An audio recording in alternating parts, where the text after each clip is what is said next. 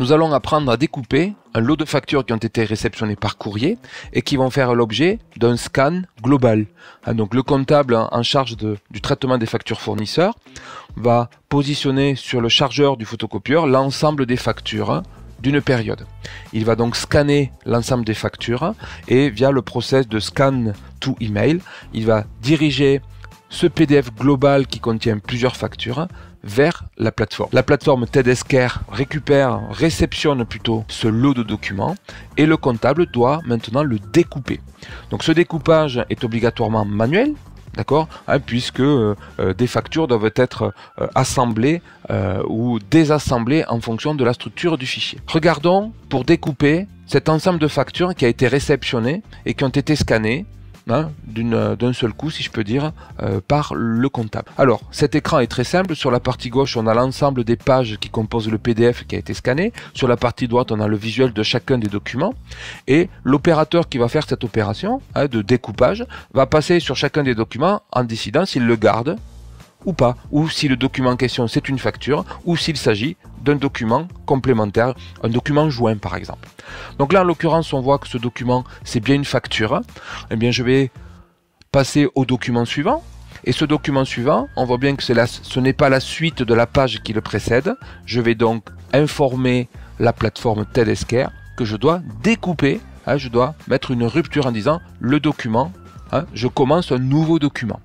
Et ainsi de suite sur l'ensemble des documents. En cliquant sur le document en question, je vais pouvoir informer la plateforme de la découpe qui doit être opérée.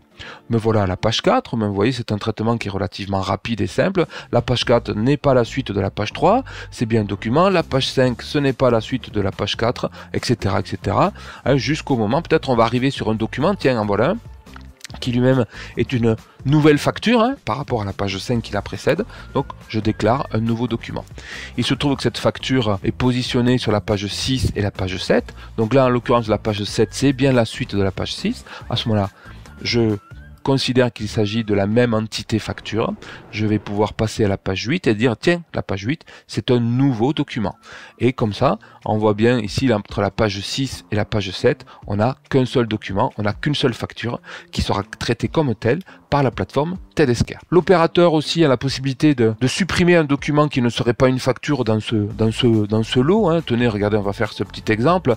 On va considérer que ce document n'a rien à faire dans ce traitement. Eh bien, on va pouvoir utiliser la petite poubelle ici pour supprimer le document. Donc ce document va être supprimé, elle ne sera pas traité, ne sera pas intégré.